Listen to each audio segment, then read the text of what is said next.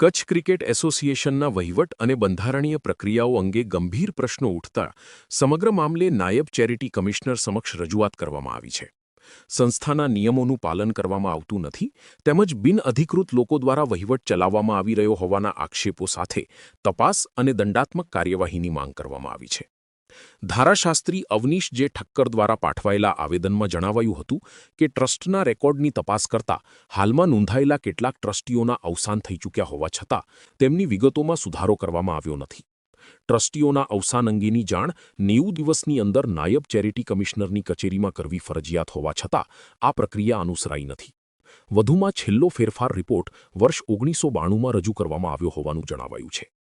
આવેદનમાં વધુમાં ઉલ્લેખ કરવામાં આવ્યો છે કે સંસ્થાના બંધારણ મુજબ દર વર્ષે વાર્ષિક સામાન્ય સભામાં કાર્યવાહક સમિતિની ચૂંટણી થવી જરૂરી છે તેમજ દર 3 મહિનાએ સમિતિની બેઠક બોલાવવાની જોગવાઈ છે, પરંતુ આ નિયમોનું પાલન કરવામાં આવતું નથી.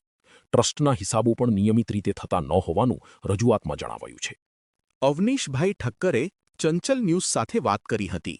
મુખ્ય કારણ એ છે કે એઝ એ ક્રિકેટર મેં પણ ભૂતકાળમાં કેસીએની ડિસ્ટ્રિક્ટ 11માં આવવા માટેના પ્રયત્નો કરેલા. જૂનો ક્રિકેટર છું. જ્યુબલી ગ્રાઉન્ડથી જ એમ કહી શકાય કે અમારી સ્પોર્ટ્સ કારકિર્દી શરૂ થઈ છે. ઘણા વખતથી જોઉં છું કે સુસુપ્ત અવસ્થામાં છે. મદનસી ટુર્નામેન્ટ, વાઘીવીરજી ટુર્નામેન્ટ જે રમાતી એ અને લોકોમાં જે જોવાનો ક્રેઝ હતો એ બધો નીકળી ગયો છે. રણજી ટ્રોફી પણ રમાણી, પરંતુ હવે કશું થતું નથી.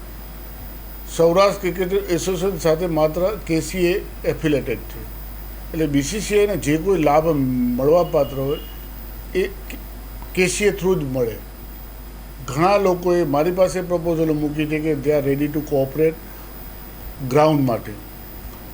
અત્યારે ભુજ આંતરરાષ્ટ્રીય ફલક ઉપર છે, ત્યારે પીપી પ્રોજેક્ટમાં પણ ખૂબ જ સારા ગ્રાઉન્ડ બની શકે અને મોટી મેચો અહીંયા લઈ આવી શકે. ક્રિકેટ હવે ભારતમાં ધર્મ જેમ જોવાય છે, ત્યારે આવા સંજોગોમાં કેસી જે જૂની છે, સ્વર્ગીય રાજારામ સાહેબે જે સપનું જોયું હતું એ સપનું ક્યાંક અધૂરું હોય એવું જણાય છે. એટલે મને એમ લાગ્યું કે હવે આ યોગ્ય સમય છે. વ્યક્તિગત રીતે મેં ઘણી વાર 2-3 વર્ષથી મહેનત કરેલી, પરંતુ કોઈ પ્રત્યુત્તર સકારાત્મક રીતે આવ્યો નહીં. એટલે ક્રિકેટ પ્રેમીઓના હિતમાં મેં આ વિનંતી કરી છે કે આ સંસ્થાને હવે જાગૃત કરો અને પુનર્જીવિત કરો. એના ભાગરૂપે રેકર્ડ તપાસવામાં ઘણું દુઃખ થાય એવું જાણવા મળ્યું કે આજની તારીખમાં ટ્રસ્ટના પીટીઆરમાં સ્વર્ગીય રાજારામ સાહેબનું નામ ચાલુ છે.